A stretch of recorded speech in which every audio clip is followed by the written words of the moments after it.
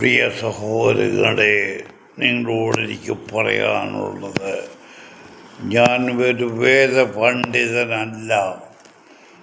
എങ്കിലും വിശുദ്ധ ബൈബിൾ പല പ്രാവശ്യം വായിക്കുകയും പല കാര്യങ്ങൾ എഴുതിയെടുക്കുകയും ചെയ്തതിനാൽ ചില കാര്യങ്ങൾ ഓർമ്മയിൽ വരുന്നു. അത് പ്രത്യേകിച്ച് പുരോഹിത വർഗത്തെക്കുറിച്ചാണ്. പഴയ നിയമത്തിൽ പുരോഹിതവർഗം ഉണ്ടായിരുന്നു. അവർ എവിടെ എത്തിച്ചേർന്നു എന്ന് നിങ്ങൾക്കറിയാം. പുതിയ നിയമത്തിൽ ഞാൻ പല പ്രാവശ്യം എൻ്റെ വീഡിയോയിൽ പറഞ്ഞിട്ടുള്ളതാണ്. പുതിയ നിയമത്തിലും പുരോഹിതവർഗം ഉണ്ടായിരുന്നു, മഹാപുരോഹിതന്മാരും ഉണ്ടായിരുന്നു. യേശുവിനെ ക്രൂശിക്കാനായിട്ട് പുരുഷാരത്തെ കൊണ്ട് വിളിച്ചു പറയിപ്പിച്ചത് മഹാപുരോഹിതന്മാരും മൂപ്പന്മാരുമായിരുന്നു. കാരണം യേശു ലോകത്തിൽ വന്നതിന് ശേഷം മഹാപുരോഹിതന്മാരുടെയും മൂപ്പന്മാരുടെയും വാല്യൂ കുറഞ്ഞു പോയി. അതായത് അവരുടെ പുറകെ പുരുഷാരം ചെല്ലുന്നില്ല, അവരെല്ലാം യേശുവിൻ്റെ പുറകെ പോയി. അതുകൊണ്ട് അവർക്ക് അസൂയ കൊണ്ട് യേശുവിനെ ക്രൂശിച്ച് കൊല്ലാനായിട്ട് അവർ നിശ്ചയിച്ചു. അവർക്ക് ക്രിസ്തുവിനെ കുറിച്ച് അറിയത്തില്ലായിരുന്നു. ക്രിസ്തു മരിച്ചാലും ഉയർത്തെഴുന്നേൽക്കുമെന്ന് അവർക്ക് അറിയത്തില്ലായിരുന്നു. കാരണം യേശു തൻ്റെ ശിഷ്യന്മാരോട് മാത്രമേ തൻ്റെ കാര്യങ്ങൾ പറഞ്ഞിരുന്നുള്ളൂ. ഇവർ ചിന്തിച്ചവനെ കൊന്നു കഴിഞ്ഞാൽ പിന്നെ പുരുഷാരം മുഴുവൻ നമ്മുടെ പുറകെ വരും. ഇന്നത്തെ പുരോഹിതന്മാരുടെയും മെത്രാന്മാരുടെയും കാര്യം പറഞ്ഞ പോലെ അവർ ഇന്ന് എങ്ങനെ വിശ്വാസികളെ അടിമകളാക്കിയോ അതുപോലെ അന്നത്തെ മഹാപുരോഹിതന്മാരും മുപ്പന്മാരും വിചാരിച്ചു വീണ്ടും ജനങ്ങൾ നമ്മുടെ പുറകെ വരുമെന്ന്. അതുകൊണ്ടാണ് ദൈവത്തെ, ക്രിസ്തുവിനെ, യേശുവിനെ അവർ ക്രൂശിക്കാൻ ഏൽപ്പിച്ചത്. എന്നാൽ എനിക്കൊരു കാര്യം പറയാനുള്ള, ഇന്നീ പുരോഹിതന്മാരും മെത്രന്മാരും കിടന്ന് അലച്ചു കൂവി വലിയ കുർബാനയും മറ്റേതും കഴിക്കുന്നത് എന്തുകൊണ്ടാണ്? ഇവർ തന്നെ അല്ലയോ അന്നും, ഇവരുടെ വംശമല്ലേ അന്നും യേശുവിനെ കുറിച്ച്? ഇന്ന് നടക്കുന്ന കാര്യം എന്താണ്? അതിനെക്കുറിച്ച് അപ്പോസ്തല പ്രവൃത്തികൾ പറയുന്നുണ്ട്. അത് ഞാൻ എടുക്കാം. എടുത്തു വരുമ്പോൾ സമയമെടുക്കും. അപ്പോസ്തല പ്രവൃത്തികൾ 5:17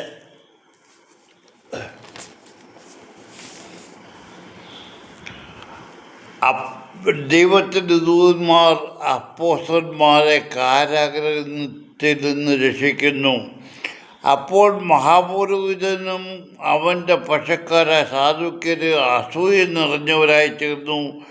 അവർ അപ്പോസ്തലന്മാരെ ബന്ധിച്ച് തടവിലാക്കി. എന്നാൽ രാത്രിയിൽ കർത്താവിൻ്റെ ദൂതൻ വാതിൽ തുറന്ന് അവരെ പുറത്തു കൊണ്ടുവന്നു. നിങ്ങൾ ദൈവാലയത്തിൽ ചെന്ന് ഈ ജീവൻ്റെ വചനങ്ങളെല്ലാം ജനത്തോട് പ്രസ്താവിക്കുമെന്ന് പറഞ്ഞു. അന്നും മഹാപുരോഹിതന്മാരുണ്ടായിരുന്നു.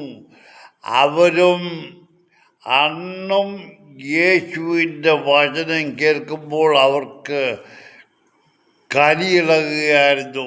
യേശുവിൻ്റെ കാര്യം പറയുന്നവരോട് അവർക്ക് എതിർപ്പായിരുന്നു. അതാണ് അവരെ പിടിച്ച് കാരാഗ്രഹത്തിലാക്കാൻ കാരണം. അത് കഴിഞ്ഞ് വീണ്ടും പിന്നെയും പുരോഹിതന്മാരെ കുറിച്ച് പറയുന്നുണ്ട്. ഈ പുരോഹിതവർഗം എനിക്കറിയാൻ അവർ ഇന്നത്തെ പുരോഹിതവർഗം ബൈബിൾ വായിച്ചിട്ടില്ലയോ? അവർക്ക് ഈ ബൈബിൾ വായിച്ചിട്ട് മനസ്സിലായില്ലയോ? ഇവരുടെ വംശം തന്നെയല്ലേ അന്നും ഇന്നും ഈ ചെയ്യുന്നതെല്ലാം. ഇന്നും പുരോഹിതവർഗം വിശ്വാസികളെ ദൈവത്തിൽ നിന്ന് അകറ്റി നിർത്തുക, അവർ ഓരോ അന്ധവിശ്വാസങ്ങളും അതും ഇതും പറഞ്ഞ് കൊടിമരത്തിൻ്റെ ചുവട്ടിൽ കുരിശും പിടിച്ച് ആംശവസ്ത്രം ധരിച്ച് കുനിഞ്ഞു നിന്ന് പ്രാർത്ഥിക്കുന്ന അന്ധവിശ്വാസ പുരോഹിതന്മാരുള്ള സഭയാണെന്നുള്ളത്. ഇനി ഞാൻ ചോദിക്കട്ടെ, സഭയെന്ന് പറഞ്ഞാൽ എന്താണ്?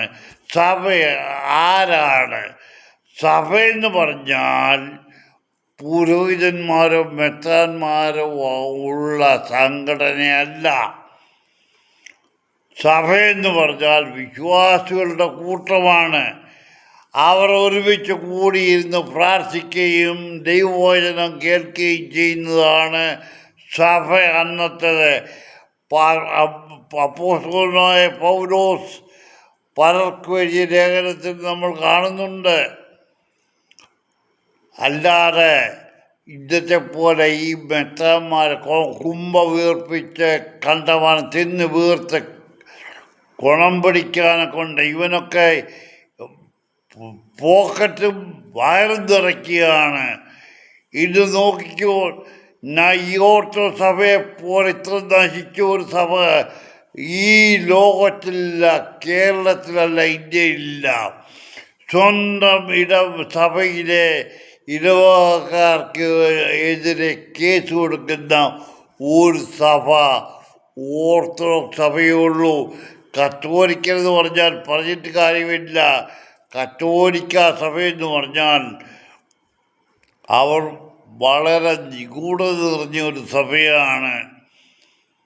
അതിനെക്കുറിച്ച് ബൈബിളിൽ പറയുന്നുണ്ട്. അവരുടെ 7 മലകൾക്ക് നടുവിൽ വസിക്കുന്ന ഒരു സ്ഥലം, അവിടെ രാജാവും മറ്റ് എല്ലാ അധികാരമുള്ള ഒരു മനുഷ്യൻ അന്ത്യക്രിസ്തുവിന് സപ്പോർട്ടായി വരുമെന്ന് പറഞ്ഞിട്ടുണ്ട്, ബൈബിൾ പറഞ്ഞിട്ടുണ്ട്. ഇല്ല എങ്കിൽ നിങ്ങൾ ചോദിച്ചാൽ ഞാൻ എടുത്ത് കാണിച്ചു തരാം. ഞാൻ പറഞ്ഞത്, ഇന്നത്തെ കാലത്തും ഈ ഓർത്തഡോക്സ് സഭയിലെ പുരോഹിത വർഗം എന്ന് പറഞ്ഞാൽ ഇത്ര കുളം പിടിക്കാത്ത ഒരു വർഗം. ഇവർ കള്ളന് കഞ്ഞി വെച്ചവന്മാരാണ്. പണത്തിനും മറ്റ്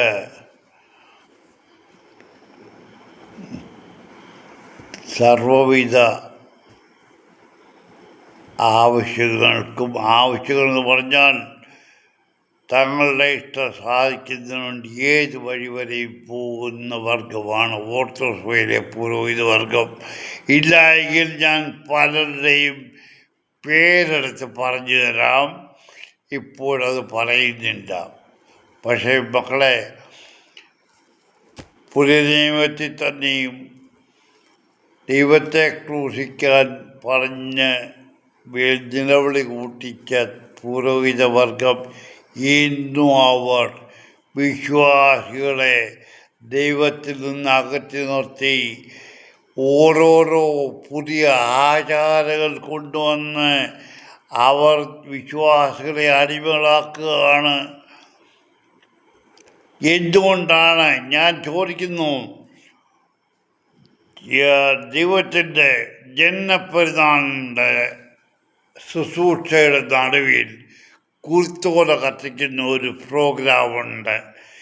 എന്തുകൊണ്ടാണെന്നുള്ളത് സത്യം ആരും ചോദിക്കുന്നില്ല, പറയുന്നില്ല, ആലോചിക്കുന്നുമില്ല. വിശ്വാസികൾ വിചാരിക്കുന്ന ഏതാണ്ട് വലിയ കാര്യമാണെന്ന്. ഒന്നുമില്ല.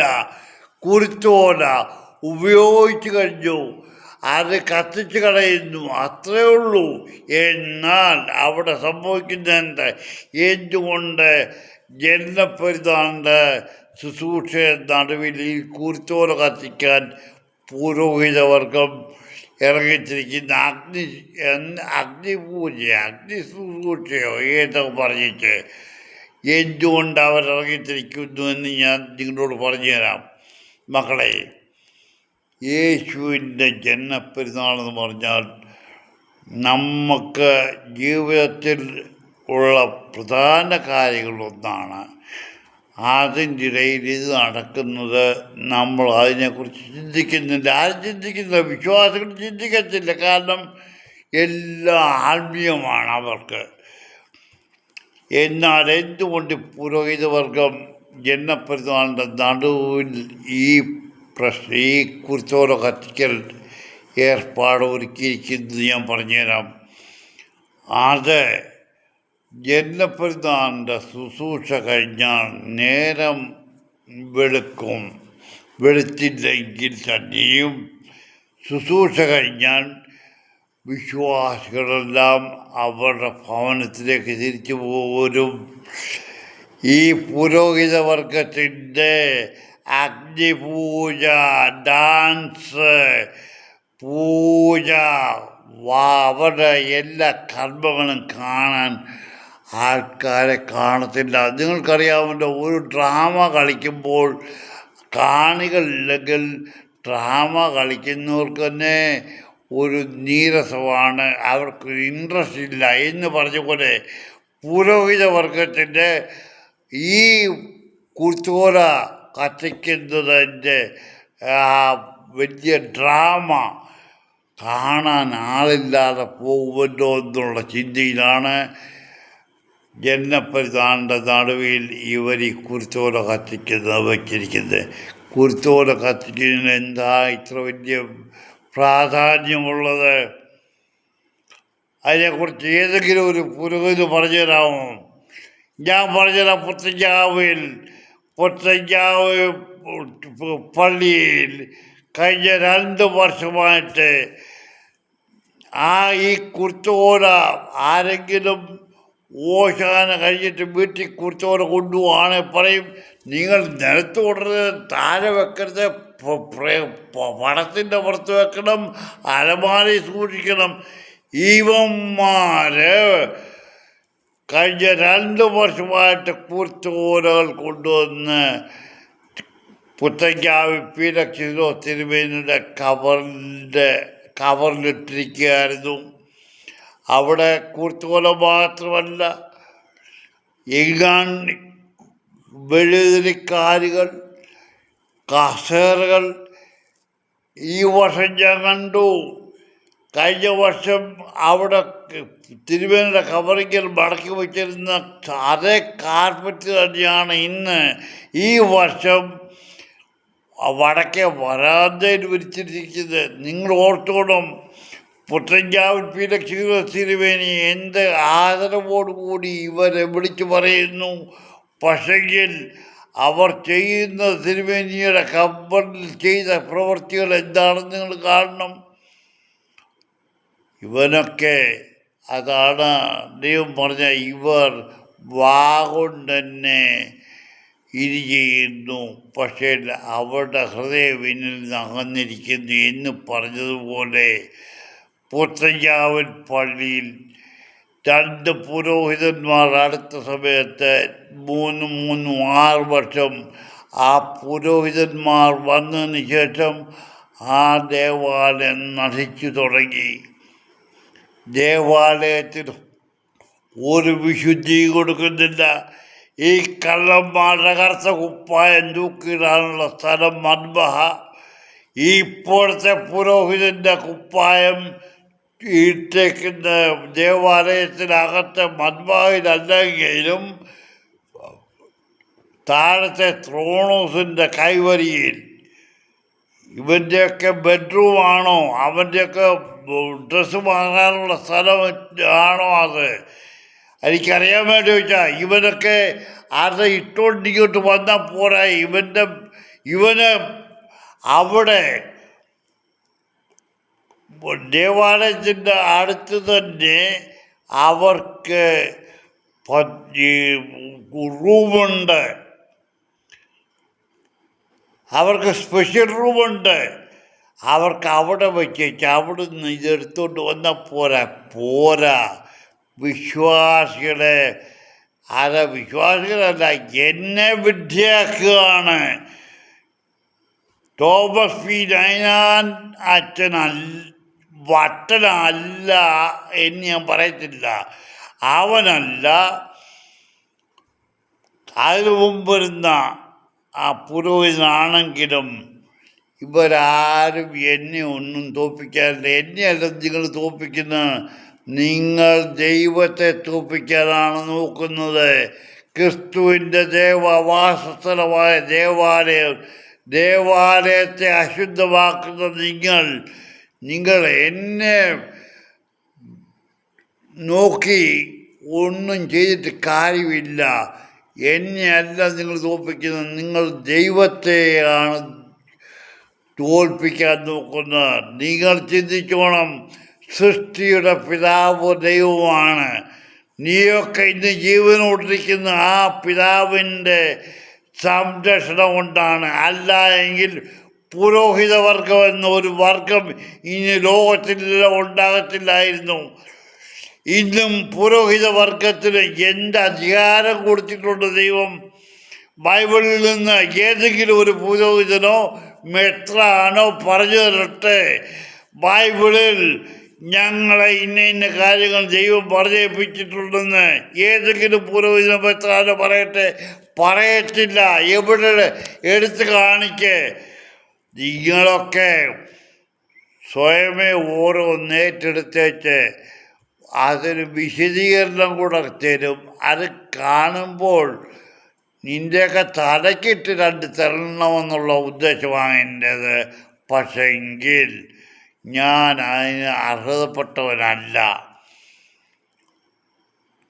നിങ്ങളെ ഒരു വിവാഹ ശുശ്രൂഷ തന്നെ മന്ത്രകോടി വാഴ്ത്തുന്നത് പുരോഹിതൻ തന്നെ മന്ത്രകോടി മണവാട്ടിയുടെ തലയിൽ ഇടുന്നതിനെക്കുറിച്ച് വിശദീകരിച്ചത് നിങ്ങൾക്ക് ആർക്കെങ്കിലും അറിയാമോ? അത് നിങ്ങളൊന്ന് കേൾക്കണം. അല്ലെങ്കിൽ ഒരു പുരോഹിതനോടോ മെത്രാനോടോ ചോദിക്കണം.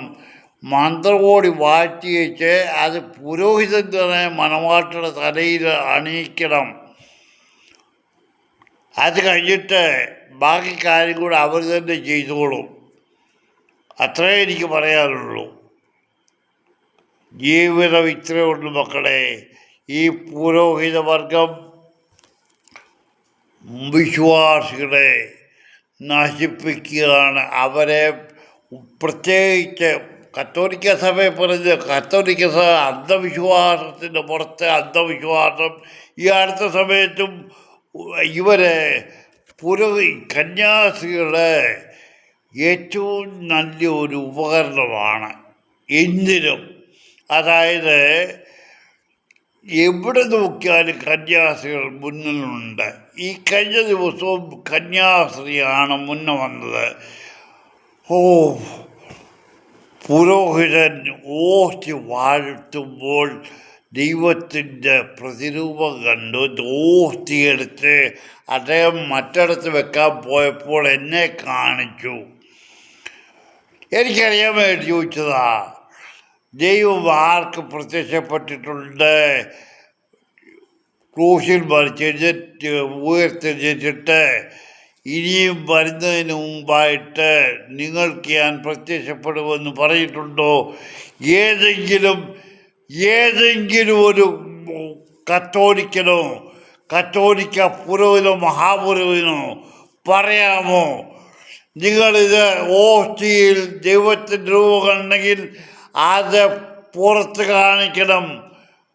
അല്ലാതെ മറ്റിടത്ത് വെച്ചേച്ച് ഓസ്തിയിൽ ദൈവത്തിൻ്റെ രൂപം കണ്ടത് കന്യാസ്ത്രീയെ കാണിച്ചു. കന്യാസ്ത്രീയെ പലതും നിങ്ങൾ കാണിക്കുന്നുണ്ട്. അതുകൊണ്ടാണ് അവയെ തന്നെ മരിക്കാൻ കാരണം. അവയല്ല ഒരുപാട് കന്യാസ്ത്രീകൾ മരിച്ചത് ഈ പുരോഹിതന്മാർ കന്യാസ്ത്രീമാരെ കാണിച്ചതുകൊണ്ട് ഓരോ കാര്യങ്ങൾ. ഞാൻ കൂടുതൽ പറയുന്നില്ല. എന്നാൽ എനിക്ക് പറയാനുള്ള എൻ്റെ സഹോദരങ്ങളെ, ഈ മതങ്ങളെല്ലാം ഉണ്ടായത് സ്വാർത്ഥരായ ഓരോ മനുഷ്യരുടെ ഇഷ്ടപ്രകാരമാണ്. അവരുടെ ഉദ്ദേശം സാധിക്കാനായിട്ടാണ്. അല്ല എങ്കിൽ ദൈവം ഒന്നേ ഉള്ളൂ. ആ ദൈവത്തിന് ഇത്രയും വേർതിരിപ്പുള്ള സഭകളുണ്ടാകേണ്ട കാര്യങ്ങളില്ല. ഓരോരുത്തരുടെ പേരിലും സഭകൾ. എന്തിന് ഗീവറീസാദായുടെ പേരിൽ വരെ ഒരു പോരെ പള്ളി. ഗീവറീസ ആരായാലും എന്താണ്? ഗീവറീസാദ ഒരു മിലിറ്ററി ജോലി ചെയ്തവനാണ്. അവൻ്റെ അപ്പൻ മിലിറ്ററി ജോലി ചെയ്തു. ഗീവറീസാദ 23 വർഷമേ ജീവിച്ചുള്ളൂ. ഗീവറീസാദ മരിക്കുന്ന സമയത്ത് ഇങ്ങനെ പ്രാർത്ഥിച്ചെന്ന് പോലും നിങ്ങൾക്ക് എവിടെ നിന്ന് കിട്ടി ഈ വിവരങ്ങൾ? ഈ പറഞ്ഞവരോട് ഞാൻ ചോദിക്കുന്നത്, ഈ ഗീവറീസാദയെക്കുറിച്ച് പറഞ്ഞ ഗീവറീസാദ നല്ല മനുഷ്യനായിരിക്കും, പരിശുദ്ധനായിരിക്കും, എന്തുമായിക്കോട്ടെ, നിങ്ങൾക്ക് ഈ ചരിത്ര എവിടുന്ന് കിട്ടി? ഏതെങ്കിലും പുസ്തകത്തിലുണ്ടോ? ഈ പുരോഹിതവർഗം എന്ന് പറഞ്ഞ കള്ളന് കഞ്ഞി വെച്ചവരാണ്. കള്ളന് കഞ്ഞി വെച്ചവർ പുരോഹിതവർഗം, ഇന്നത്തെ പുരോഹിതവർഗം. പിന്നെ പെന്തിക്കോസ്തിനെ കുറിച്ച് പറഞ്ഞിട്ട് കാര്യമില്ല. അവരെക്കുറിച്ച് അപ്പോസ്തല പ്രവൃത്തികൾ പറയുന്നുണ്ട്. അത് ഞാനിപ്പോൾ എടുക്കുന്നില്ല. ഏതാനുമുള്ള മക്കളെ, പുരോഹിതവർഗത്തിൻ്റെ വാക്ക് കേട്ട് നിങ്ങൾ പുറകെ പോക്കൂ. അവർ രക്ഷപ്പെടുമോ അറിവില്ല. നിങ്ങളെ രക്ഷപ്പെടാൻ അനുവദിക്കുമോ അറിവില്ല. അതുകൊണ്ട് നിങ്ങളുടെ ഇഷ്ടം പോലെ അവരുടെ പുറകെ പോവിൻ. ഇനിയും ക്രിസ്തു വരുന്ന സമയത്ത് നിങ്ങൾ ആരുടെ പുറകെ പോകണമെന്ന് ചിന്തിക്കേണ്ടി വരും. അന്ന് ചിന്തിക്കാനുള്ള സമയമില്ല. ഇത് നമ്മൾ ചെയ്യുന്ന പ്രവൃത്തിയുടെ ഫലം അന്ന് വെളിപ്പെടും. അന്ന് ഇടത്തോ വലത്തോ എന്ന് വേർതിരിച്ച് നമ്മുടെ പ്രവൃത്തിയുടെ ഫലമനുസരിച്ച് നമ്മളെ വേർതിരിച്ച് വരും. അതുവരെ നോക്കിയിരിക്കാതെ ഇന്ന് തന്നെ നമ്മുടെ ജീവിതം നന്മയിലേക്ക് തിരിച്ചു വിടുക. നന്മയ്ക്കായിട്ട് മനുഷ്യന് ദ്രോഹം ചെയ്യാതെ, അനീതി ചെയ്യാതെ നമ്മൾ ജീവിക്കുക. എങ്കിൽ നമുക്ക് രണ്ടാമത്തെ വരവെങ്കിൽ ദൈവത്തോടുകൂടെ ജീവിക്കാനുള്ള അവസരം കിട്ടും. മക്കളെ, നിങ്ങൾ പുരോഹിത വർഗത്തെ പൂജിക്കുന്ന നിർത്തുവിൻ. എന്തിന് പുരോഹിതൻ്റെയും മെത്രാൻ്റെയും കൈമുത്തുന്നു? അവർ ആരാണ്? അവരുടെ കൈമുത്തേണ്ട കാര്യം എന്താണ്? കൈമുത്തുന്ന എന്തുകൊണ്ടാണ്? എന്താണ് അതിൻ്റെ ഉദ്ദേശം? ഞാൻ കൂടുതൽ അതിനെക്കുറിച്ച് പറയുന്നില്ല. നിങ്ങൾക്ക് ഓർത്തഡോക്സ് സഭയല്ല ക്രിസ്ത്യാനികൾ, ദൈവത്തിൽ വിശ്വസിക്കുകയും അല്ലാതെ എനിക്കൊന്നും പറയാനില്ല.